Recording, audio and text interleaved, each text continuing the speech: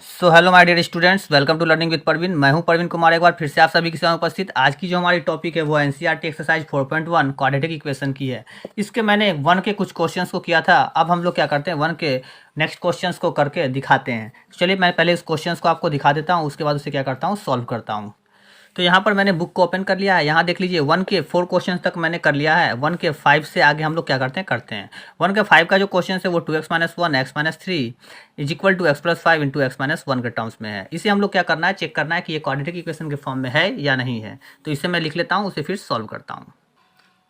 तो मैंने यहाँ क्वेश्चंस को लिख लिया है। अब इसे हम लोग क्या करते हैं, सॉल्व करते हैं। तो देखिए इसे क्या होता है, सॉल्व करने का तरीका क्या है। इसे इससे मल्टीप्लाई करना होता है एंड देन इस वन को इससे मल्टीप्लाई करना होता है। फिर वही कंडीशन इधर भी होगा, इससे इसे मल्टीप्लाई किया और इससे इस पूरे को मल्टीप्लाई किया।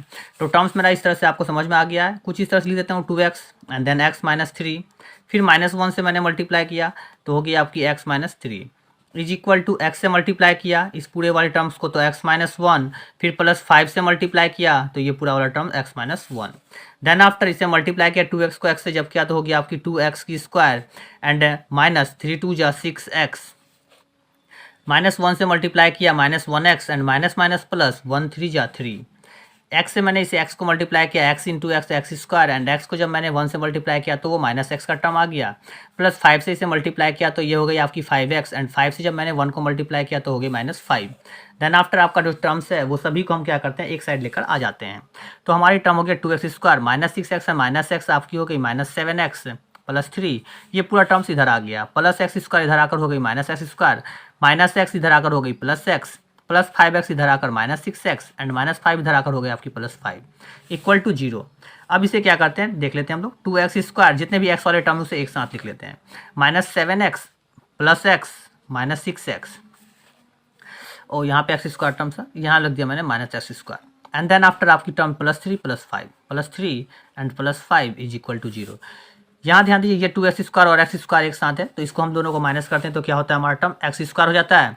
एंड यहाँ पे आपको क्या, -7 +1 -6, इसे बगल में लिख दीजिए -7 +1 -6। इसे सॉल्व करना है तो -7 +1 -6 and -6 -12 x and then after +5 +3 क्या हो गई आपकी +8 इक्वल टू 0। अब यहाँ ध्यान देने वाली बात है कि ये जो हमारा इक्वेशन ये किसके फॉर्म में है, तो ये हमारी जो इक्वेशन है ये हमारी क्वाड्रेटिक इक्वेशन के फॉर्म में है। तो हम लोग इसे कुछ इस तरह से करते हैं, this equation is in the form of ax² + bx + c is equal to 0। जब हमारा क्वाड्रेटिक इक्वेशन इसके फॉर्म में होता है तो हम लोग क्या कहते हैं, तो हम लोग बोलते हैं कि ये जो हमारा इक्वेशन है देन दिस इक्वेशन इज क्या हो जाएगा आपका quadratic equation. Then this equation is क्या हो गया आपका क्वाड्रेटिक इक्वेशन हो गई। तो इसे हमने यहाँ पर लिख लिया। चलिए इसके नेक्स्ट क्वेश्चन की ओर हम लोग क्या करते हैं, बढ़ते हैं। अब हम जितने भी क्वेश्चंस को बनाएंगे उसमें हम ये लैंग्वेज को नहीं लिखेंगे, वो डायरेक्टली मैं लिख दूंगा कि ये क्या है, आपकी क्वाड्रेटिक इक्वेशन है। इसे आप हर एक क्वेश्चन में खुद से लिख लीजिएगा। चलिए अब हम लोग इसके नेक्स्ट क्वेश्चन की ओर बढ़ते हैं। हमारा जो नेक्स्ट क्वेश्चन है वो हमारी क्या है, क्वेश्चन नंबर 6। हमारी क्वेश्चन नंबर 6 कुछ इस प्रकार से है, x² + 3x + 1 and then is equal to x - 2 की होल स्क्वायर। अब इसे सॉल्व करते हैं हम लोग। x² + 3x + 1 is equal to, ये a - b की होल स्क्वायर है तो आप जानते हैं a की स्क्वायर -2, a के प्लेस पर x है, b के प्लेस पर आपकी 2 है एंड प्लस b की स्क्वायर। ये कुछ इस तरह से टर्म्स आ गए। ये इम्प्लाइज का चिन्ह है, आप थोड़ा सा देख लीजिए, कॉपरेट करिएगा। x² + 3x + 1, ये सभी टर्म्स को प्लस का इक्वल के इस पर लाने के बाद हम इसे माइनस में टर्म लेते हैं। -x² हो गया, ये माइनस वाला टर्म इधर आके प्लस हो गया, 2 2 जा 4x 2 2 जा 4x एंड प्लस 2 इधर आकर होगी -2 की स्क्वायर 4। -x² + x² क्या हो गया, घट गए। 3x + 4x आपकी होती है 7x + 1 - 4 आपकी होती है -3 इक्वल टू 0। तो हमारा जो इक्वेशन है ये कुछ इस तरह के फॉर्म में हो गया, 0x² + 7x -3 is equal to 0। आपको जब मैंने इसका इंट्रोडक्शन पार्ट्स बताया था तभी मैंने एक चीज़ आपको कंफर्म कर दिया था कि जब भी क्वाड्रेटिक इक्वेशन का जो टर्म्स होता है उसमें x² की जो कोफिशिएंट होगी वो कभी भी इक्वल टू 0 नहीं होनी चाहिए। यहाँ पे x² की कोफिशिएंट जो है वो 0 हो रही है, दैट्स मीन ये जो इक्वेशन है ये क्वाड्रेटिक इक्वेशन आपकी नहीं है। तो हम लिख देंगे इसको, this equation is not a quadratic equation, this equation is not a quadratic equation. ये आप लिख दीजिए और आपका आंसर क्या हो गया, कंप्लीट हो गया। ठीक है, चलिए अब हम लोग इसके नेक्स्ट क्वेश्चन की ओर बढ़ते हैं। तो मैंने क्वेश्चंस को यहाँ लिख लिया, क्वेश्चन नंबर 7 को यहाँ लिख लिया। अब इसे सॉल्व करते हैं। x+2 की whole cube is equal to 2x x² - 1, ये आपका टर्म्स है जो इसको क्या करना है कि चेंज करना है। तो अब हम इसे क्या करते हैं, सबसे पहले क्या करते हैं, सॉल्व करते हैं। a+b की होल क्यू, आप a+b की होल क्यू जानते हैं, मैं यहाँ लिख देता हूँ। a+b की होल क्यू आपकी क्या हो जाएगी, a³ + b³ + 3a² b + 3ab², ये आपकी क्या होती है, फॉर्मूला होती है। इसी फॉर्मूला के ऊपर हम लोग क्या करते हैं, क्वेश्चंस को सॉल्व आउट करते हैं। चलिए अब आशा करता हूँ कि इस क्वेश्चंस को आप बैठाने में आपको इसके ऊपर फॉर्मूला के ऊपर बिल्कुल भी दिक्कत नहीं होगी। ठीक है, चलिए अब हम लोग इसे क्या करते हैं, सॉल्व करते हैं। तो थोड़ी सी कंडीशन होगी कि ये ए के टर्म है और ये बी के टर्म है, तो हमें क्या आता है, AQ लिखना है। AQ + BQ + 3a हमारी x थी, तो टर्म्स क्या था, a², तो a² × b हमारी 2 थी, + 3ab², ये इस तरह से कंडीशन हो गया। अब ये इक्वल को मैंने क्या किया, यहाँ इक्वल लिख दिया, बिकॉज यहाँ पर टर्म्स नहीं लिख पाते इसलिए इसे यहाँ लिख दिया। 2x को जब मैंने x² से मल्टीप्लाई किया तो 2x की क्यू एंड -2 × 2x, ये आपका इस तरह से टर्म्स आ गया, ये इक्वल टू हो गए इतने। अब देन आफ्टर आप क्या करना है, इसे सबको मल्टीप्लाई कर लेना है। तो x³ + 2 की क्यू जो होगी वो आपकी 8 होगी, बिकॉज 2 को 3 बार जब हम आपस में लिखते हैं तो क्या होता है, 2 × 2 = 4, 2 × 8, ये टर्म हमारा कुछ इस प्रकार हो सकता है। देखिए थोड़ा सा देख लीजिएगा, ये कुछ इस तरह से मैंने लिख लिया है। आपका कंडीशन कुछ आपको देखने को मिल रहा होगा कि आपको x³ + 8 के रूप में आ गई, एंड देन 3 × 2 = 6 x² एंड 3 से मैंने इसे मल्टीप्लाई किया, 2 × 2 = 4, 3 × 12x इज इक्वल टू, ये टर्म जैसा है उसे मैंने यहाँ पर लिख दिया, 2x³ - 2x, तो यहाँ पर इसे लिख दिया। देन आफ्टर आपका टर्म्स क्या, सभी को अब एक तरफ लेकर आना है। तो हमारी टर्म हो गई x³ + 8 + 6x² + 12x, ये सभी टर्म प्लस में इधर आकर क्या हो गई, माइनस में, तो ये माइनस का टर्म इधर आकर क्या हो गई, प्लस में, इक्वल टू 0। ये टर्म्स यहाँ तक तो आपको समझ में आ ही गई होगी। इसके बाद का जो कंडीशन है, अब x³ देखिए यहाँ +x³ - 2x³, हमारी जो टर्म्स घट के आ गई क्या, -x³ हो गई, एंड फिर 8 वाले को छोड़ देता हूँ, 6x² एंड देन आफ्टर कुछ नहीं है, तो हमें क्या हो गया यहाँ पे 6x², एंड देन इसके बाद नेक्स्ट कंडीशन क्या हो गई आपकी, x वाली 12x एंड 2x क्या हो गई आपकी 14x and +8 then is equal to 0। अभी आपको जो कंडीशन है आपको पता होना चाहिए कि हमारा जो कंडीशन है वो किसके कंडीशन के फॉर्म में होना चाहिए, वो ax² + bx + c के फॉर्म में होना चाहिए। बट यहाँ जो कंडीशन है वो क्या है, आपको x³ के फॉर्म में है, दैट्स मीन ये जो इक्वेशन है ये आपकी क्या हो जाएगी, क्वाड्रेटिक इक्वेशन फॉर्म में नहीं होगी। ध्यान दीजिए, तो क्योंकि ये क्या आपके फॉर्म में किसके फॉर्म में नहीं है, ये x² + bx + c के फॉर्म में नहीं है, तो इसलिए ये क्वाड्रेटिक इक्वेशन के फॉर्म में नहीं होगी। तो हम लिख देंगे दिस इक्वेशन, इसको मैं पूरा लिख कर दिखाता हूँ, this equation is not in the form of ax² + bx + c is equal to 0, then this equation is not a quadratic equation। हमारा क्या होगा, ये क्वाड्रेटिक इक्वेशन के फॉर्म में नहीं होगा। तो इसे हमने यहाँ पे क्या किया, लिख लिया। यहाँ पे टर्म्स क्या हो गई हमारी, ये कंप्लीट हो गई। इसी के नेक्स्ट क्वेश्चन की ओर हम लोग चलते हैं। इसका नेक्स्ट क्वेश्चन जो क्वेश्चन नंबर 8 है, इसके क्वेश्चन नंबर 8 को हम लोग देख लेते हैं। हमारा क्वेश्चन नंबर 8 जो है उसे मैं लिखकर आपको पहले बता देता हूँ। यहाँ जो क्वेश्चन है वो कुछ इस प्रकार से है, x³ - 4x² - x + 1 then after x - 2 की होल क्यू, ये कुछ इस तरह से टर्म में है। चलिए इसे सॉल्व करते हैं। x³ - 4x² - x + 1, ये a - b की होल क्यू है। अभी मैंने ऊपर फॉर्मूला लिखा a + b की होल क्यू, इसी के ऊपर आधारित है। सी टर्म्स क्या करना है, जितने भी प्लस के टर्म्स है वो सभी माइनस हो जाएंगे। इसके कुछ फॉर्मूले होते हैं, a³ + bq -3a² and b + 3ab², बस आपका यही टर्म्स है। यहाँ पर ही सिर्फ क्या हो जाएगी आपके, सॉरी थोड़ी सा हो गया, a - b की होल क्यू में सारे टर्म्स क्या होते हैं, माइनस होते हैं, सिर्फ एक टर्म्स जो होते हैं वो प्लस होते हैं। ये सभी आपके क्या है, माइनस के टर्म में। थोड़ा सा ध्यान दीजिएगा, x³ - 4x² - x + 1 equal to x³ - 2 × 2 = 4, 2 × 8 and इसे जब मल्टीप्लाई किया 3 × 2 = 6 x², ये प्लस के टर्म्स में है, 2 × 2 = 4, 3 × 12x। अब जो टर्म्स है देख लीजिए, सभी को मैं एक तरफ लेकर आता हूँ, तो हो गई x³ - 4x² - x + 1, ये सभी -x³ हो गए, ये -8 इधर आकर +8 हो गई, + 6x² and -12x is equal to 0, ये इस तरह से टर्म में आ रहे हैं। देन आफ्टर आपको कुछ समझ में आ रहा होगा कि जो टर्म्स कटने वाला उसे हम लोग क्या करते हैं, काट लेते हैं। तो हमारा कटने वाला कुछ टर्म्स क्या थे, यहाँ देख लीजिए, ये एक्स की और ये एक्स को क्या हो गए, घट गए। प्लस 6x² माइनस 4x² आपकी होती है 2x², लिख देते हैं मैम यहाँ पे। Minus x and minus 12x हो गई आपकी माइनस 13x, प्लस 1 प्लस 8 आपकी हो गई प्लस 9 इक्वल टू 0। तो लिख देंगे ये क्या हो गया आपको, ax² plus bx plus c के फॉर्म में है। सो इसलिए हम लिख सकते हैं this equation is a quadratic equation. This equation is हमारी क्या हो गई, क्वाड्रेटिक इक्वेशन के फॉर्म में हो गई। तो ये हमारी हो गई आंसर। क्वेश्चन नंबर 2 हमारी कुछ इस प्रकार से, आप देख लीजिए क्वेश्चंस को दिखा देता हूं मैं आपको। क्वेश्चन नंबर 2 हमारी इस तरह से है, represent the following situation in the form of quadratic equation. बोला इसको जो इक्वेशन दिया इसको रिप्रेजेंट करना है क्वाड्रेटिक इक्वेशन के फॉर्म में, सॉल्यूशन नहीं करना है, सिर्फ क्वाड्रेटिक इक्वेशन के फॉर्म में आपको दिखाना है। तो सबसे पहले मैं क्वेश्चन को पढ़ा दे आपको समझा देता हूँ पढ़कर। The area of a rectangular plot is 528 metre. बोला एक रेक्टेंगुलर प्लॉट है जिसकी एरिया जो है वो आपको 528 मीटर स्क्वायर दी गई है। The length of the plot is 1 more than twice its breadth. बोला जो प्लॉट है उसकी लेंथ जो है वो ब्रीथ से 2 गुना है, क्या, more than twice its breadth, उसके होता है उसके ब्रीथ के 2 गुने से एक अधिक है, क्या है वो, लेंथ है। ध्यान से भरिए क्या बोला question, length of the plot is 1 more than twice its breadth. बोला इसकी जो लेंथ होगी वो उसके ब्रीथ के ट्वाइस से एक अधिक होगी। We need to find the length and breadth of the plot. अब आपको बोलता है कि इसका आपको लेंथ और ब्रीथ फाइंड करना आवश्यक है। तो चलिए हम लोग इसे क्या करते हैं, सॉल्व करते हैं। क्वेश्चन नंबर 2 का जो टर्म्स है मैंने आपको समझा दिया।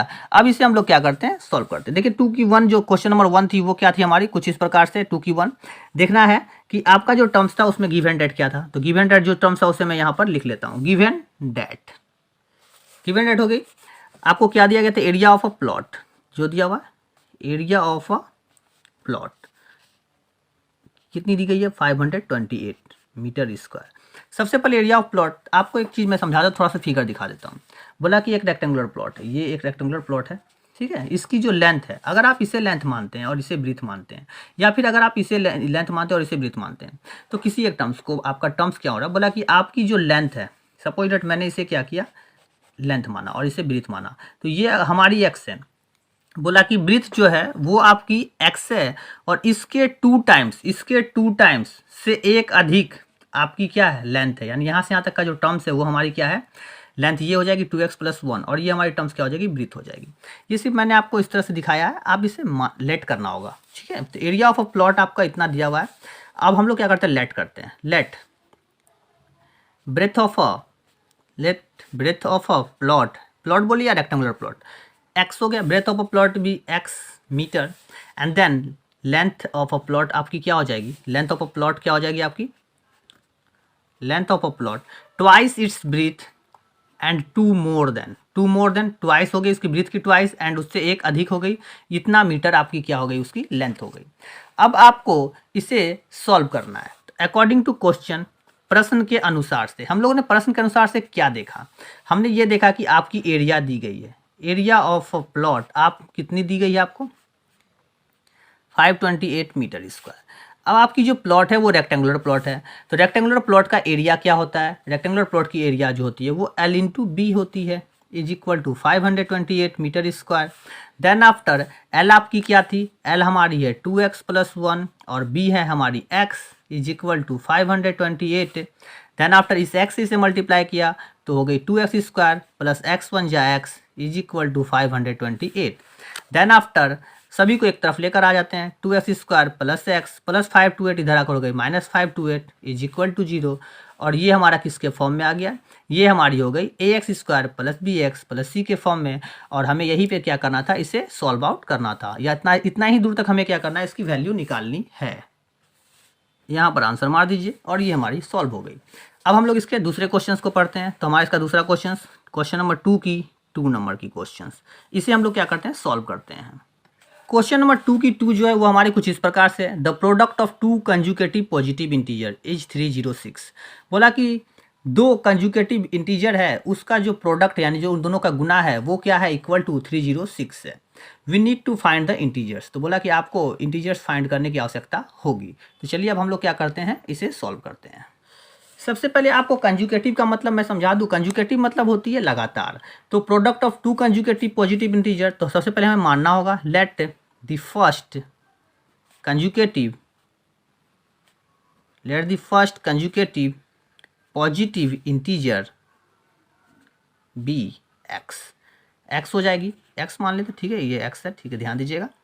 फिर उसके बाद सेकंड बोला, तो सेकंड आप क्या हो जाएगा, सेकंड कंजुगेटिव क्या हो जाएगी आपकी,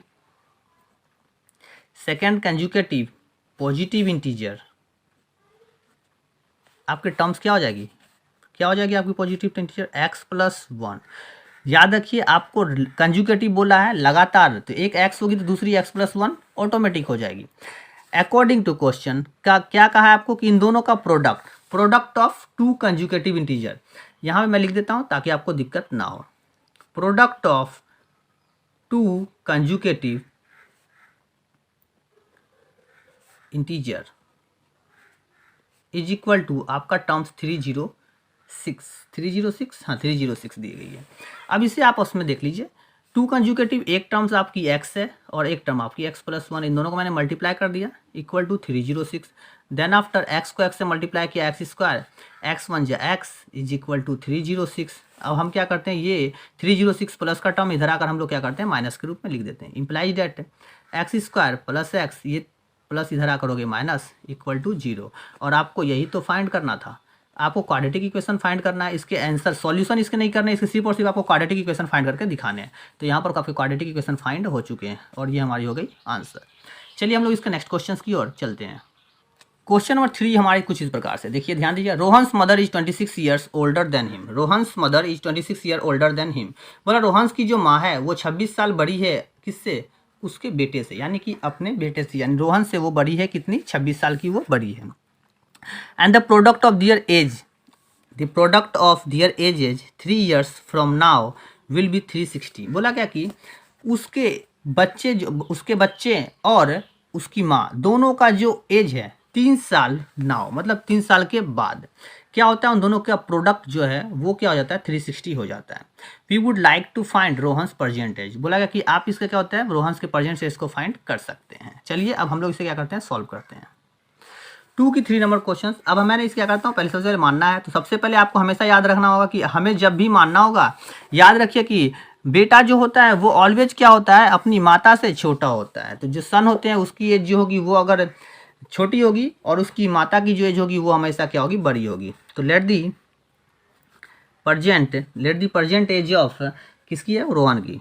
late the present age of Rohan, ठीक है, रोहन की प्रजेंट एज हमने एक्स मान लिया, ठीक है। तो उसकी मदर्स एज क्या हो जाएगी, तो उसकी आपकी मदर्स की एज क्या हो जाएगी, मदर्स एज क्या है, इससे 26 ईयर्स वो ओल्डर है, तो x प्लस 26 ये इतनी साल की क्या होगी, उसकी मम्मी होगी। फिर बोला 3 ईयर्स नाउ, 3 ईयर्स नाउ, अभी हम लोग क्या करते हैं 3 ईयर्स नाउ निकालते हैं। 3 ईयर्स नाउ, 3 ईयर्स नाउ मतलब बोला कि अभी से 3 साल के बाद। 3 ईयर्स के बाद क्या होता है कि जो रोहन हो जाएगा, रोहन वो उसकी एज क्या हो जाएगी, रोहन एज क्या हो जाएगी आपकी, रोहन्स एज x प्लस 3 हो जाएगी एंड मदर्स एज क्या हो जाएगी, मदर्स एज जो है वो आपकी x plus 26 plus 3। Then after आपका जो टर्म हो जाएगा x प्लस 29 हो जाएगी।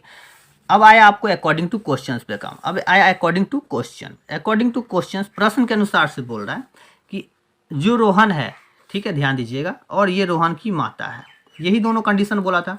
बोल रहा है क्या कि इन दोनों का प्रोडक्ट जो है वो क्या हो जाएगा, इक्वल टू, इन दोनों की जो प्रोडक्ट होगी वो इक्वल टू क्या हो जाएगी आपकी 360 हो जाएगी, इक्वल टू 360। ये कुछ इस तरह से टर्म्स निकल कर आ गया।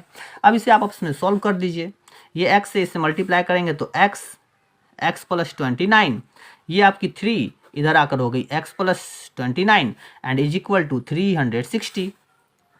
x से x को मल्टीप्लाई किया x square plus 29x plus 3 से किया 3x एंड 3 को 29 से किया तो 87 is equal to 360। Then after x square plus 29 and 130 32x plus 87, ये इधर आकर क्या हो गई minus 360 is equal to 0। Then after x square plus 32x, उसके बाद इसे आपस में माइनस कर दीजिए, तो टर्म बड़ा वाला है तो माइनस ही होगा। 10 में 7 चली गई, 3 5 में 8 गई, 5 में 8 नहीं जाएगा तो 15 में 8 चली गई, तो क्या हो गई आपकी 7 273 इज इक्वल टू 0। और ये हमारा क्या हो गया, क्वाड्रेटिक इक्वेशन के फॉर्म में आ गया। अब हमें क्या करना है, यहीं तक सॉल्व करना है, ये हमारी क्या हो गई, आंसर हो गई। चलिए अब हम लोग इसके नेक्स्ट क्वेश्चन की ओर बढ़ते हैं। क्वेश्चन नंबर 4 जो है ये क्या हो गई कि आपकी सिलेबस में नहीं है, इसे रिड्यूस कर दी गई है। मैं इसे क्वेश्चन को समझा देता हूँ बट मैं इसे सॉल्व नहीं करूँगा, बिकॉज ये क्या होता है रिड्यूस सिलेबस के ऊपर मैं आधारित बना रहा हूँ क्वेश्चंस, ताकि बच्चों को दिक्कत ना हो। फिर भी मैं क्वेश्चंस को एक बार समझा देता हूँ। क्वेश्चन नंबर 4 आपके सिलेबस में नहीं है, याद रखना है आपको। अ train travels a distance of 480 kilometre at a uniform speed. बोला एक ट्रेन है जो कि एक दूरी को तय करती है, वो दूरी 480 किलोमीटर है, उस एक किसी स्पीड से, यानी यूनिफॉर्म स्पीड उसकी कुछ स्पीड्स होगी, उस स्पीड से चल रही है। If the speed had been 8 kilometre per hour less, बोला कि अगर उसकी स्पीड को 8 किलोमीटर प्रति घंटा घटा दिया जाए, देन तब क्या होगा, it would have taken 3 hours more. तो बोला कि वो 3 घंटा अधिक समय लेगी to cover the same distance, उसी डिस्टेंस को तय करने में, जिस डिस्टेंस को वो पहले एक अपने स्पीड से तय की थी। We need to find the speed of the train. तो बोला क्या कि आपको इस ट्रेन की स्पीड फाइंड करने की आवश्यकता है। मैं इस क्वेश्चन को सिर्फ समझा रहा हूँ, इसे मैं सॉल्व नहीं कर रहा, बिकॉज इसलिए नहीं सॉल्व कर रहा क्योंकि ये क्वेश्चंस आपको क्या है रिड्यूस कर दी गई है आपके सिलेबस से। तो आशा करता हूँ कि ये सभी क्वेश्चंस आपको समझ में आ गए होंगे। तो आज के लिए हम लोग इतना ही रहने देते हैं, मिलते हैं कल एक नई वीडियो में एक नई एनर्जी के साथ। Okay bye.